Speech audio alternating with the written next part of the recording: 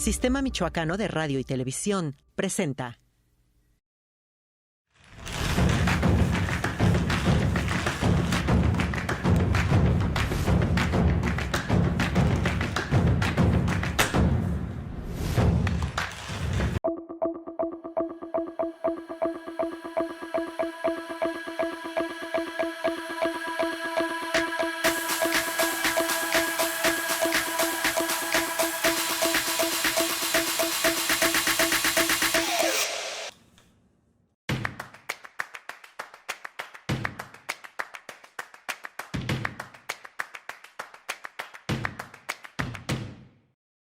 Hola, ¿qué tal? Bueno, hoy toca entrevistar al magistrado Héctor Octavio Morales, quien tiene retiro forzado, tiene 70 años y dio 50 años al Poder Judicial, y en la última sesión de su despedida se quebró, se dobló. Vamos a ver.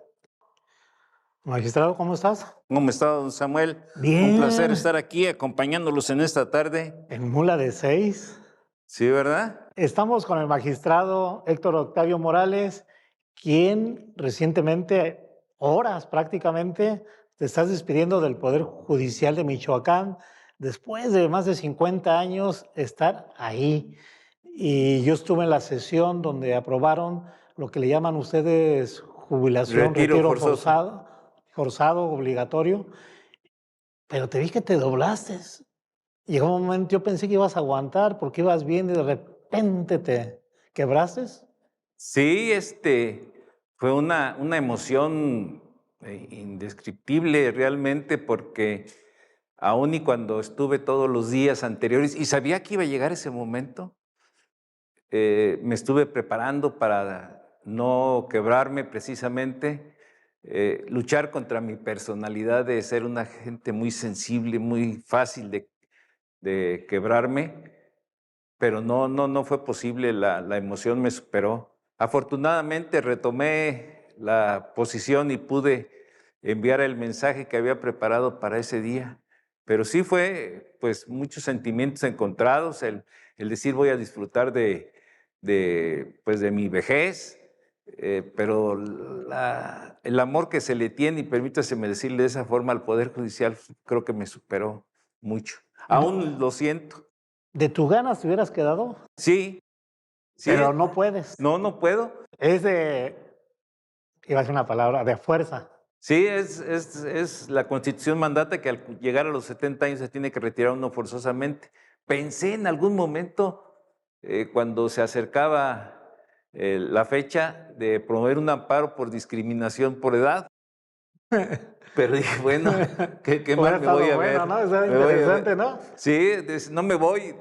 Yo creo que también debe dársele oportunidad a las nuevas generaciones. Ahorita hay jueces muy brillantes, muy pujantes, y hay que darles oportunidad. Pero también está llegando mucho magistrado sin una carrera dentro del Poder Judicial, y se rompió esa regla desde pues hace 3, 4 periodos para acá. Bueno, realmente, si recordamos, será con el gobernador Cuauhtémoc Cárdenas cuando se voltea hacia la carrera judicial con el ingreso de Mauro Hernández Pacheco y algunos otros compañeros, pero no todavía total la carrera judicial. La ley no incluye la calidad de magistrado en la carrera judicial, la deja fuera de la carrera judicial. Pero empezó sí a que la mayoría de los magistrados eran personas que habían trascendido en los años en el Poder Judicial.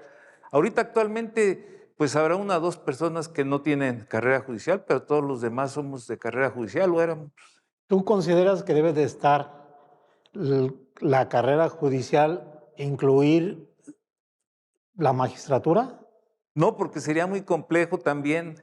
Creo que así está el sistema que tenemos actualmente de elección, pugnado por el antropólogo Lázaro Cárdenas. Me parece que es lo más correcto el de que cursemos o transitemos por un curso y concurso para ser electos magistrados, donde pues precisamente ponemos, aun cuando sea muy someramente, nuestra capacidad para desempeñar el cargo, pero no como necesidad, porque si fuera carrera judicial sería necesariamente. ¿Por qué abogado Y pues me imagino que entras a los 20 años, ¿no? Si tienes 18, 70 años, entonces tienes 52 años en el sí. Poder Judicial. ¿Cómo entraste a los 18 años al Poder Judicial?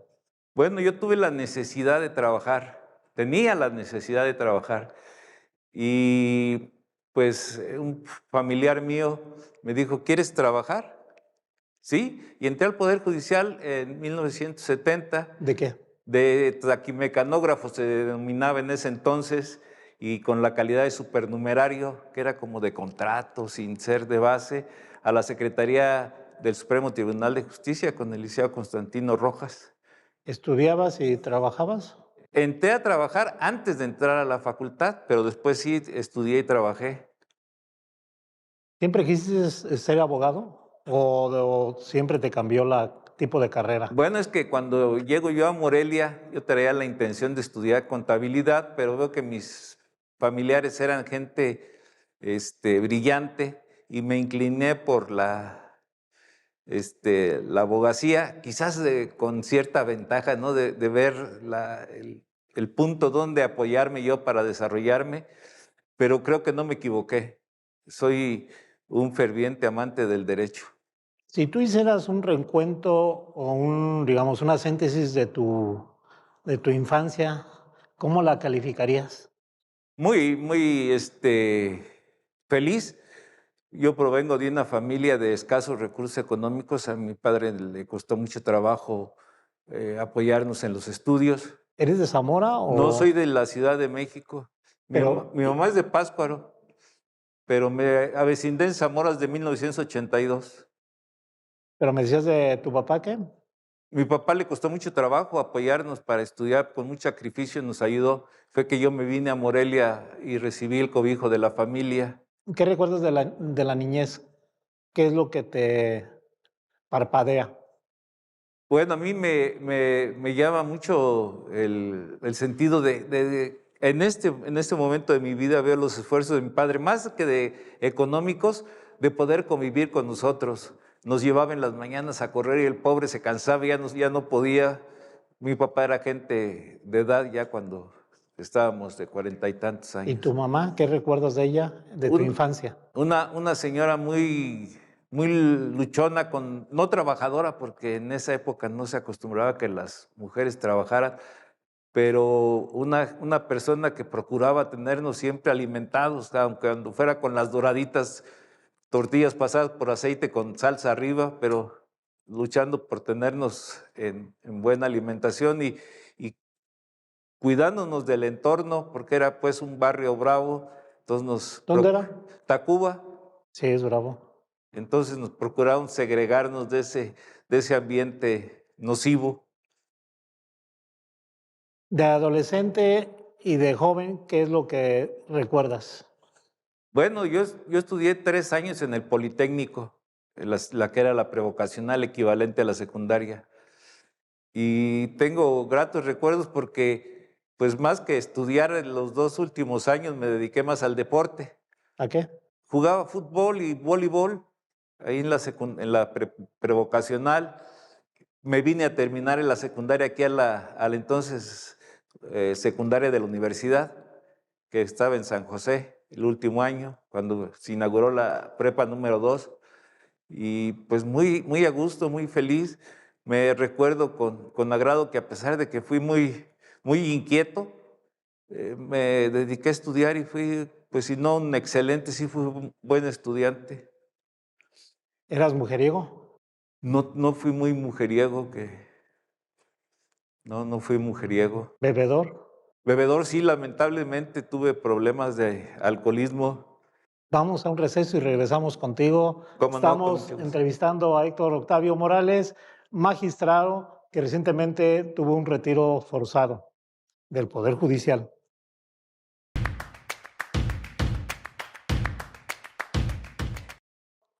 Me decías que eras un gran bebedor, eras un vikingo, un cosaco. Bueno, realmente la cuestión del alcohol, yo creo que hay gente que nació para beber y habemos quienes no nacimos para beber, ¿verdad? Por los efectos que nos produce al día siguiente, por el poco control en la ingesta del alcohol. Sin embargo, a pesar de que mi madre luchó mucho por segregarnos del ambiente, yo siempre fui más rebelde y me alcancé a salir a ese entorno difícil.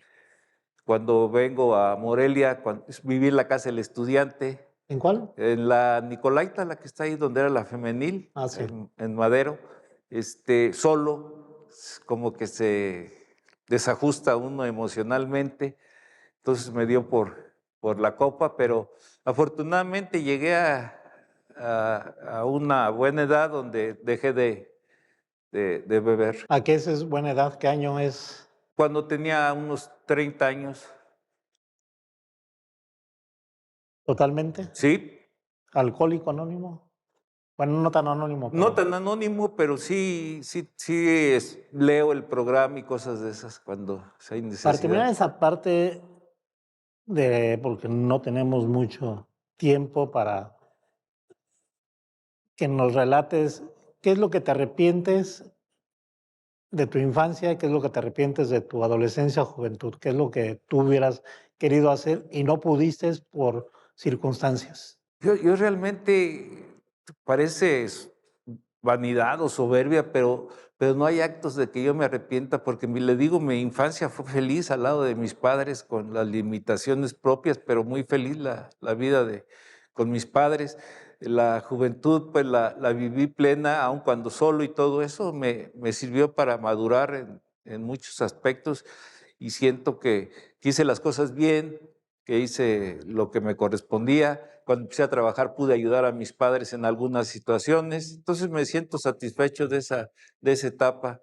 ¿Eras gringo en la casa de estudiantes, Nicolás? No, nunca se me dio la cuestión de liderazgos. ¿Y nunca se te dio por la izquierda, por socialista, el comunismo, marxismo, leninismo, etc., etc.? Bueno, si recordamos, la Universidad Michoacana era como incorporada a la Lumumba, ¿no? Nos llegaba a todos los estudiantes la revista de la URSS, entonces teníamos todos la cuestión del socialismo, Marx, Lenin, sí nos daba por esas Marta cuestiones. Hanecker, Todavía etcétera. sigo yo reconociendo y admirando al Che Guevara, por ejemplo. Pero nunca participaste en movimientos. No, bueno, tuve que participar en algunas tomas del departamento escolar porque quienes vivíamos en la casa del estudiante teníamos la obligación de acudir a esas manifestaciones, pero nada más. Y como estudiante del 1 al 10, ¿de qué eras tú? De 9, ¿De 9? ¿Tuviste padres de la patria? no, ¿Ya merito? ya merito, pero también mi conducta no permitía eso porque sí era muy, ¿cómo le diremos? Te iba, Inquieto. te iba a decir la palabra desmadroso, pero Pero bueno, yo me quise ser más correcto y digo inquieto, pero sí, y dices que no eras mujeriego. no ¿Y fui. en ese lapso conociste a tu hoy esposa No, ya cuando estaba de juez la conocí a ella en Zitácuaro, en Zitácuaro, tú dices? sí, y ella es originaria de ahí. ¿Qué recuerdas de la Facultad de Derecho? ¿Qué es lo que más recuerdas? Bueno, a mí me impresionó mucho la primera clase que tuvimos, que fue con el maestro Marco Antonio Aguilar, una persona de un lenguaje pues muy, muy grande, y nos hablaba de un cuadro de la balsa de Guericó, que veía la isla promisoria, entonces me impresionó mucho su, Tu su cátedra. exposición. Grandes maestros que había, el maestro Estrada Cebes, Torres Fraga, o sea, realmente me fui de las últimas generaciones donde tuvimos un profesorado de primer nivel. En ese tiempo, la Universidad Michoacana, la Facultad de Derecho, sobresalía en el país precisamente porque tenían buenos maestros, pero salían los egresados mejor preparados. De hecho, había muchas partes del país donde solicitaban abogados egresados de la Michoacana, pero eso ya se acabó. Sí, lamentablemente se agotó esa fuente porque el crecimiento de la Facultad de Derecho concretamente obligó a complementar a los académicos, a los profesores con muchas personas. Ya no eran los pocos que había en ese entonces. ¿Tú fuiste maestro? Sí, aquí en el 96, 99 fui maestro aquí en la facultad. ¿Y qué recuerdas de la cátedra que dabas? Me parece que había poco interés de los jóvenes. El número de alumnos de una cátedra, de una sección 80 y tantos, pues no permite tener control sobre los jóvenes. Entonces les da uno clases a los que quieren escuchar y a los que no, pues hay. Pero muy, muy enriquecedor, el convivio con la juventud es muy enriquecedor. Sí, sin duda alguna. Y tú como, a ver, entras, dices de taquimecanógrafo, ¿Sí? y luego cómo vas ascendiendo.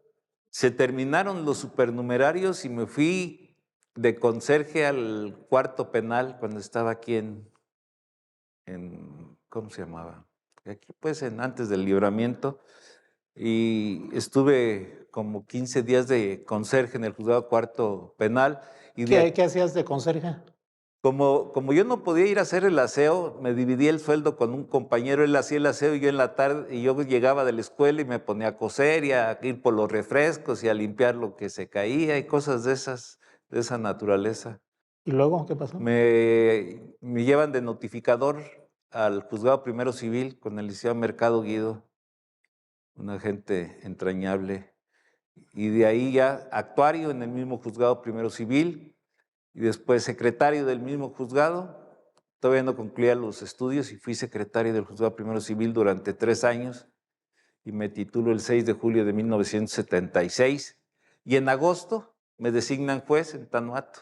Luego. Luego. Antes se podía había más flexibilidad, por decirlo de alguna manera. Además, el cargo de juez y en la carrera judicial no eran muy perseguidos como ahora, porque pues ahora los salarios son más que suficientes, o dignos al menos. Antes eran muy... Y después andabas, como dice la canción, de flor en flor, en varias regiones. Sí, estuve en Tanuato, 2, 3 meses en Tanuato, y después de ahí me fui a Marabatío. Marabatío estuve 7 meses, y de ahí a Zitácuaro, estuve 2 años y medio en Zitácuaro, de ahí a Los Reyes 2 años, y en 1982, el 16 de enero de 1982, me adscriben a Zamora, al entonces juzgado mixto, pero después se especializó en septiembre de ese año, y desde entonces me quedé en Zamora. Me vine de magistrado en 1996, 3 años, y me designaron aquí en Morelia, pues estuve como 3 meses y después regresé nuevamente a Zamora. Entonces, ¿magistrado de qué tiempo, qué tiempo? De 96 a 99, con el periodo de magistrados, entonces, en ese entonces era de 3 años. Esa fue la primera vez. La primera vez. Regresamos, estamos en entrevista con el magistrado Héctor Octavio Morales.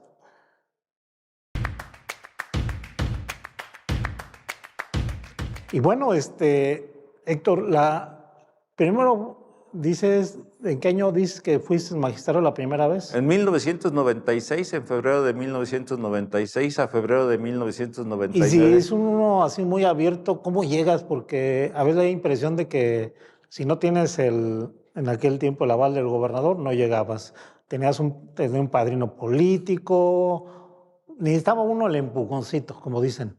Sí, fíjese que sin vanidades, sin soberbia, nada, yo no lo esperaba. El maestro Marco Antonio Aguilar Cortés, precisamente, Tu maestro, que fue tu sí, mi maestro. maestro me impulsó, él, con el licenciado Tinoco Rubí, y en ese entonces el gobernador proponía uno solo para sustituir a alguien, y a mí me propusieron, pero realmente, o sea, sí puedo decir mis méritos. No, el maestro Marco Antonio me impulsó en ese entonces. Esa fue la primera vez. Sí. La segunda, ¿de qué periodo fue? ¿Qué hiciste de la primera a la segunda magistratura? Bueno, me dediqué a seguir en el juzgado de juez de primera instancia. Participé en 3 concursos, 2 concursos donde fue electo el magistrado Cázares Solórzano y después Miguel Dorantes Marín, y yo no fui electo por el Congreso, pero ya a través del concurso, y cuando el entonces magistrado Plácido Torres Pineda se va de procurador, entro yo al concurso para para la magistratura de él y soy electo. Cuando él renuncia a la procuraduría, pues yo tengo que salir. Y en ese entonces ya estando en la presidencia, el magistrado Magaña de la Mora me aceptó ahí como secretario ejecutivo del Consejo, donde permanecí hasta, sería el 2017, donde vuelvo a participar en el concurso para ser magistrado, que es el periodo que concluí. A ver, ahora hablemos de leyes. ¿Cómo es la ley en Michoacán? ¿Es expedita, como se dice? ¿Es realmente, se cumple la ley en Michoacán? ¿Cómo tú lo ves ya ahorita fuera ya no estando en el ritmo de los juicios? ¿Cómo la ves? Yo creo que Michoacán tiene un poder judicial de la mejor calidad. Por motivo propio del trabajo llegamos a conocer resoluciones de otras entidades federativas y notamos la diferencia, la calidad que existe tanto en primera instancia como en segunda instancia. Me tocó participar en algunos congresos de tribunales de justicia, lo que es la CONATRIP, y algunos presidentes se sorprendían que nosotros eligiéramos directamente a nuestro presidente sin injerencia del Ejecutivo. Para ellos era imposible que el Ejecutivo no Dejar ese espacio. nos diera ese espacio. El gran problema que tenemos en Michoacán es la ejecución, porque tenemos que ser más duros en la ejecución, como que los asuntos una vez resueltos quedan un tiempo más o menos prolongado en ejecutarse. en ejecutarse. Y eso es de años, ¿verdad? Dirían, bueno, ¿y por qué no se compuso? Bueno, yo también tuve oportunidad quizás, pero es una inercia que tenemos. Mala inercia. Mala inercia, pero la calidad de jueces y magistrados es excelente.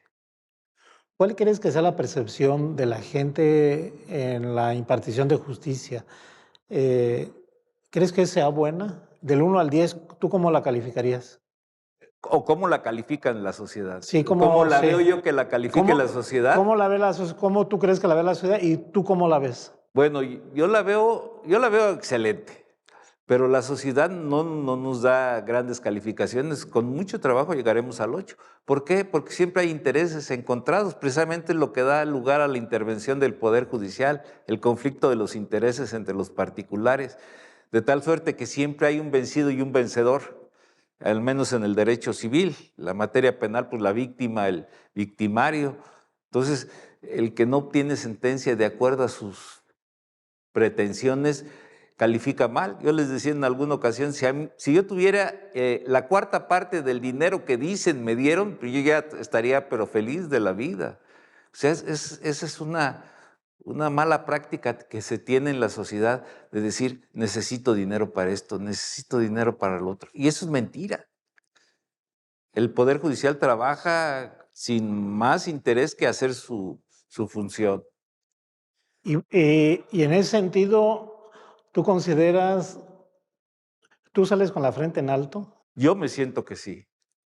¿Tú fuiste buen abogado, fuiste buen juez, buen actuario, buen notificador, buen magistrado presidente?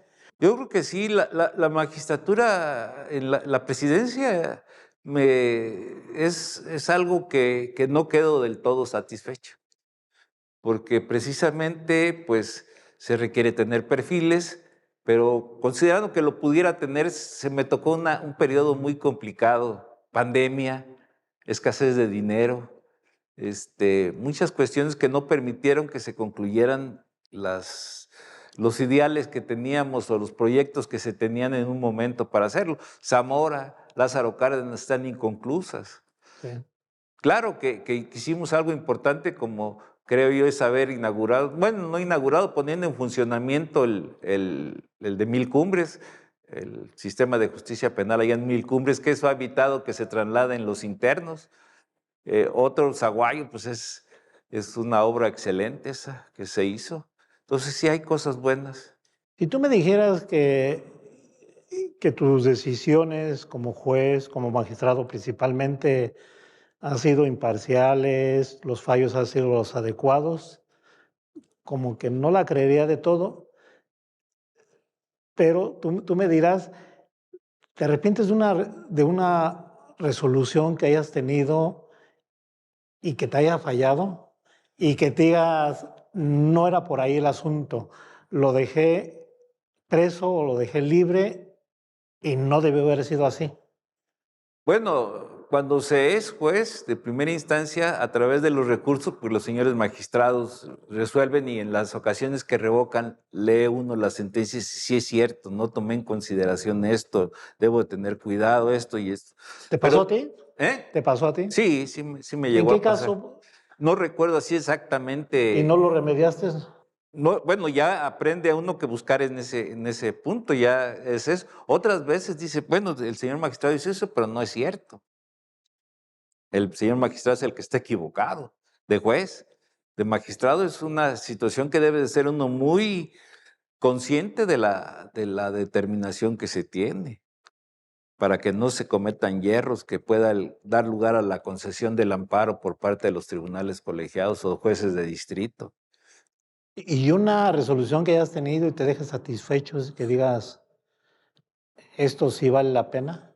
Bueno, hay algunas sentencias que dieron lugar a que uno publicara algunas tesis que, por ejemplo, de que se hablaba yo en alguna ocasión de la solidaridad, del desistimiento cuando hay obligaciones solidarias, que fue presentado a un congreso de tribunales en Monterrey y se aprobó y posteriormente la publicó el Banco Nacional de México para aleccionar a sus abogados. O sea, Ahorita nos platicas ese caso. Estamos en entrevista con el magistrado Héctor Octavio Morales.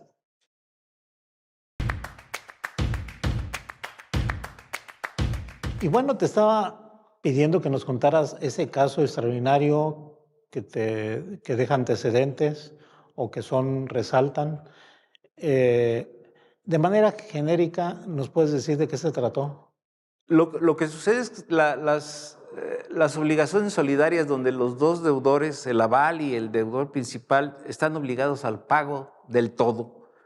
Muchas veces se demandaba a ambos y después por razones que eran del interés del actor se desistía de uno de ellos y se seguía el juicio por lo que veía al otro. Entonces yo en alguna situación en la sala dije, no puede ser esto, porque si están vinculados estrechamente, tiene que seguir la suerte, el desistimiento. Te desistes de uno, implica el desistimiento de los dos. Una cuestión sencilla parece, Pues sí, pero y hasta de lógica. trascendente, sí, pero que no se había puesto en ejecución. Le vuelvo a repetir, que tanta relevancia tenía en ese momento que lo publicó el Banco de México como una forma de llamar la atención a su jurídico para que no cometieran ese hierro. Y se publicó en alguna otra revista. Esa es tu estrellita, Sí, de una de tantas. sí, sí, tuve muchas satisfacciones. Hay un tema que parece como vedado. A veces cuando uno es magistrado, o con los que son magistrados, tienen miedo de hablar o evaden diplomática, a veces no diplomáticamente, el tema de la intervención del Ejecutivo del Estado en el Poder Judicial. Se ven por el propio, digamos, la fortaleza, la estructura del Ejecutivo y siempre somete o ha sometido en varios casos al judicial y nunca al revés, porque la fuerza es diferente. Tú viviste periodos como magistrados y luego como magistrado presidente, que ya no, sí pasaba, ya no pasa o sigue pasando. Bueno, efectivamente el Poder Judicial parece que es el patito feo de los tres poderes que Sí, constituyen sí. la democracia, el poder público. Sin embargo, cuando tengo yo más conocimiento del trabajo, sobre todo en la magistratura, en la presidencia, el Ejecutivo no incide en nada. El Ejecutivo ni el Legislativo que recomiende algún asunto en particular de cuestiones de que resuélvase así, No, y es cierto, la justicia incide mucho en la paz social. Sin justicia Sí. no hay paz social. Entonces, eso es una cuestión que la debe de analizar el propio Poder Judicial. Pero siempre estamos coartados o limitados por la norma jurídica. No podemos salirnos de ese marco de referencia. Tenemos Entonces que no te actuar tocó a ti de ninguna que el Ejecutivo solicitud. estuviera encima. No, y lo digo con toda la sinceridad que me es posible.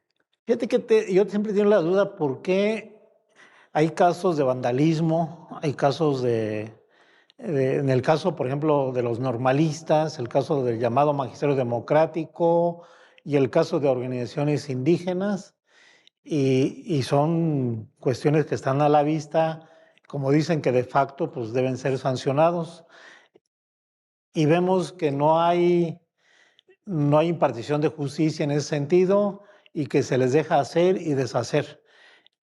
¿Llegan los casos al Poder Judicial? Muy pocos casos llegan al Poder Judicial. Quiere decir que la Procuración de Justicia, Pudiera ser o que no encuentre elementos suficientes para o que no integrar. quiera políticamente, Pues, eso sí. pero ustedes le llegaban pocos, Sí, muy pocos y los resolvemos en la medida que corresponde conforme a la norma jurídica. pero no hay presión ahí de... No, no hay ninguna presión de nadie.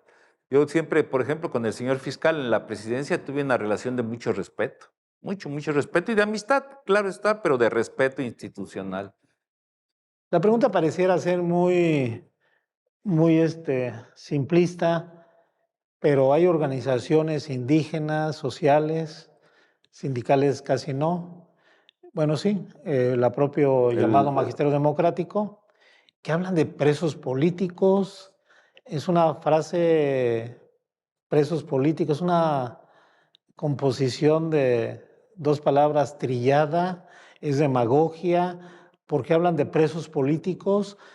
¿Hay presos políticos en Michoacán? Ninguno, simplemente dice, en alguna ocasión alguien me dijo, le dije, yo no soy político, dijo, sí, todos somos políticos. Le dije, lo voy a aceptar, pero realmente el concepto de preso político es aquel que está detenido por su forma de pensar y no por la conducta desplegada. Así es, entendamos eso.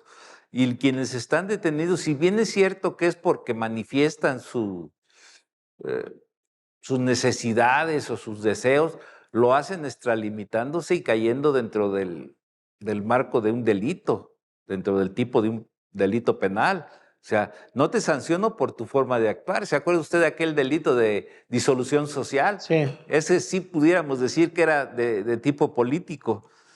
Pero ahorita actualmente no.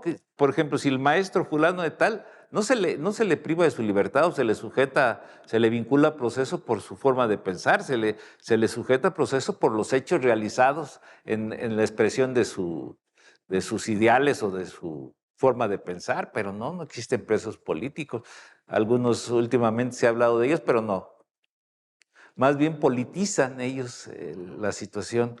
Es decir, quieren como teoría del delito, es preso político. No hay delito, es un preso político.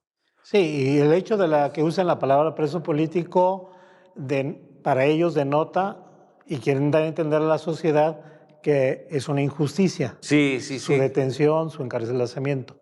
Que así como esa persona está privada de su libertad por su forma de pensar, cualquiera estaríamos en ese riesgo de ser privados de la libertad por nuestra forma de pensar. Una forma de victimizarse, así lo entendería yo. En la impartición de justicia se dicen que hay presos que cometen delitos menores y están ahí encarcelados, presos, y lo voy a decir, todavía hay leyes que podemos catalogar, o yo voy a usar la palabra, que son reglas, una norma jurídica muy estúpidas como para detener a alguien en lugar de estar en la cárcel, pagar una fianza o hacer trabajo social. Hay todavía ese tipo de norma que dices, pues no puede ser. Bueno, y ahorita la mayoría de los delitos desde el punto de vista constitucional, la propia Constitución lo marca, son pocos los delitos que requieren de la medida de prisión preventiva. Pero ¿cuál sería uno? Porque vemos que dicen, hay indígenas que están injustamente encarcelados, por una cuestión de ahí de... Bueno, es que a veces no es el monto, sino el hecho cometido, el robo calificado. Si usted entra a una casa y sustrae una taza, pues es robo calificado. Y el robo calificado tendría que tener prisión preventiva. Vamos a un corte y regresamos. Y Sí, cómo no. ahorita estamos en entrevista con el magistrado Héctor Octavio Morales.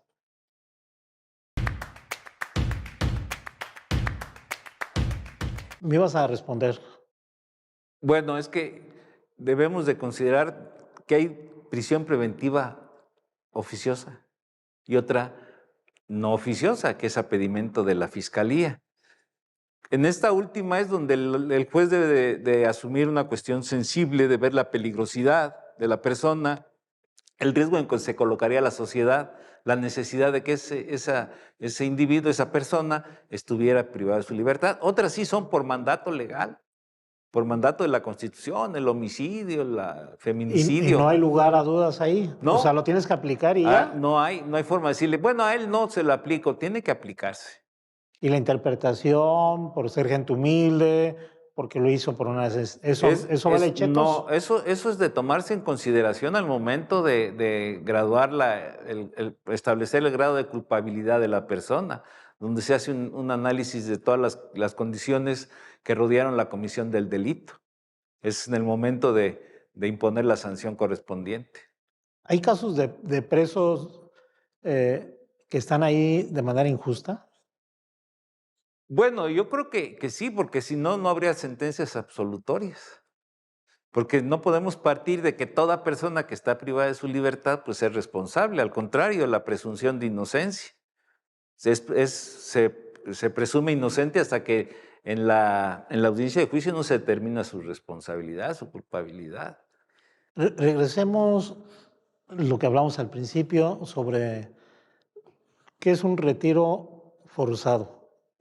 A ti te dieron ese calificativo, bueno, Sí, que tú te retiras de manera forzada por cumplir 70 años. sí, así es. ¿Eso qué implica? Bueno, cuando antiguamente había los llamados magistrados vitalicios, que se agotan precisamente con el antropólogo Lázaro Cárdenas. Esos magistrados vitalicios se podían retirar voluntariamente, seguirían recibiendo sus emolumentos como magistrados. Ese es el retiro voluntario. Y quienes no estamos bajo esa regla constitucional, al cumplir los 70 años, nos retiran.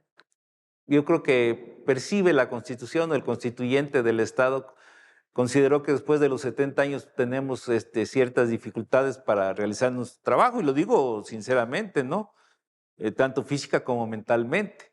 Entonces es un retiro forzoso que también tenemos el derecho al haber de retiro, que se nos paga 5 años disminuyéndolo, y el fondo de ahorro que tenemos, que se crea en el Poder Judicial un fondo de ahorro. Coloquialmente te vas hinchado de los No, bolsillos. no como quisiera, la verdad, pero para tener una vejez tranquila sí es.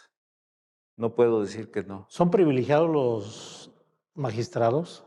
Bueno, no tan privilegiados, porque pues ya ahorita ya son 10 años que se está sin recibir mayor incremento en los salarios, ¿eh? Es el poder que se ha sujetado a las reglas constitucionales de no percibir más dinero que el señor gobernador. A ver, dime qué vas a hacer. ¿Te retiras forzadamente? Tú de tu gana ya nos dijiste, si hubieras querido seguir. ¿Qué vas a hacer? O sea, de repente estás en la nada, me imagino. Entré a la calidad de desempleado. No, pienso yo que encontrar el medio suficiente para seguir obligándome a estudiar y poderle servir a los jóvenes que inician o a algunas otras personas en asesorar los negocios. Simplemente ya no tendrá carácter para andar litigando en los juzgados, simplemente la asesoría, y dedicarme a la academia en la medida que fuera posible. En la ciudad de Zamora hay 5 universidades, 5 facultades de Derecho, que tendría yo alguna ¿Algún espacio? posibilidad de espacios. ¿Qué añoras del Poder Judicial en estas 24 horas que tienes del retiro? Bueno, ¿Añoras? perdón. ¿Qué añoras? Bueno, simplemente la disciplina de llegar temprano, el saber que va a hacer uno algo en aras de servirle a la sociedad. Es algo que sí nos involucraron en la universidad, de ser de servicio, servir a la sociedad. Y el hecho de que uno en tiempo, en los términos legales, dicte una sentencia de acuerdo con la norma jurídica es satisfactorio y de muy buen agrado. No se extraña poder porque realmente en el Poder Judicial no hay poder. No tenemos poder. Si usted lo ve, somos una gente opacada. No es como el señor del legislativo que hasta luego, buenas tardes, nosotros somos más, más de casa. Entonces no hay poder. A ver, te levantas, ya no te levantas a la misma hora. Hoy sí para arreglar Y mi jubilación. tienes hijos, ¿verdad? Sí, Nietos ya. nietos. Bisnietos todavía no. A ver, ya está en vías de... ¿Sí? Sí, ya me hicieron. ¿Y qué es lo qué haces con ellos? ¿Cómo es tu vida, un día de tu vida familiar? Pero creo que no la has tenido. O No, yo creo que no has tenido un día familiar, y creo que, o cómo ya lo vas a ver, porque 50 años y estar metido ahí. sí, yo tengo nietecitos que los fines de semana los disfruto mucho y que ellos me buscan mucho, que me quiero quedar con mi abuelo, se van a dormir conmigo y muy a gusto. El nieto más chiquito ese me cansa demasiado, pero pues sí tengo ya la intención de también dedicar tiempo a eso. Hay magistrados que se jubilan y se quiebran, literal, Sí, y rompen esquemas de vida de los demás y a veces no les resulta una vida satisfactoria. Lo voy a decir de esta manera. Conozco 3 casos donde la esposa, los hijos estaban acostumbrados que el magistrado, antes de su retiro, era trabajo, trabajo, trabajo. Luego ya lo tienen en casa, ya no saben qué hacer con él o él no sabe qué hacer con ellos, porque toda una vida han estado separados. sí. Y de repente juntos, y en esos 3 casos, 2 me platicaron que ya no se aguantaban. Este, Sí, es muy complicado, ¿no? yo tengo aproximadamente como 11 años fuera de la casa, que voy los fines de semana, y el día del retiro, que fue el día viernes, el día 29 de abril, 2 compañeros magistrados, bueno, entonces compañeros magistrados se acercaron con mi señora esposa y le dijeron que me tuviera paciencia, que no me corriera, ¿verdad? Porque sí es cierto, ella ya está acostumbrada a su ritmo de vida, entonces llega uno y pues levántate porque hay que hacer el aseo de la recámara, hazte para allá, no me estés, ¿verdad? Es entendible, pero yo creo que debemos de ejercer madurez y saber sobrellevar esas ¿Tú cuestiones. nunca pensaste viajar después ya de jubilado? Sí, sí, también he pensado en viajar. Creo que mi señora y yo estamos en condiciones de todavía conocer algo. Me dicen que hay 2 cosas, pero antes, ¿qué te gustaría conocer? A mí me gustaría mucho conocer, por ejemplo, lugares muy, ¿cómo llamarle? Naturales, Belice, cosas así. Las grandes ciudades como que no me No te llama llaman. la atención. No, A veces me dicen que no haga este tipo de preguntas que te voy a hacer. La primera es, que ¿sientes que estás en el preludio de la muerte? no. ¿Cuántos años te ves todavía ¿Con condición? en condiciones antes de ese preludio que hablo? Yo no, yo considero sinceramente que en la condición que en este momento estoy, yo me veo en 10 años todavía con condición. Yo practico mucho deporte. Yo tengo 64, me veo como para el 71 que voy a chupar faros. Entonces, cada quien ve Sí, sí, por sus condiciones, ¿no? sí, sí, yo las condiciones. Yo espero tener fortaleza para superar esta calidad de desempleado, ¿no? De cambiar mi ritmo de vida, pero ocuparme de mi persona. Es más, ocuparme con más cuidado de lo que me vine ocupando. La otra pregunta que me dicen que no la haga tan a bote pronto es, ¿qué te gustaría que dijera tu lápida? Aquí ya sé, Héctor Octavio Morales, quien Buscó tanto la perfección que día a día se fue separando de ella. ¿Eh? Un señor magistrado me dijo, cuando le dije esto, me dijo, bueno, ¿usted le pagan por dictar sentencias o por hacer poemas? Fíjate que la cuestión de, ¿has pensado alrededor sobre la muerte? No, ¿No has pensado cómo será tu final, tu... no, No, no. Yo pues como todos decíamos, es la muerte del justo, dicen, ¿no? El de dormir y no despertar.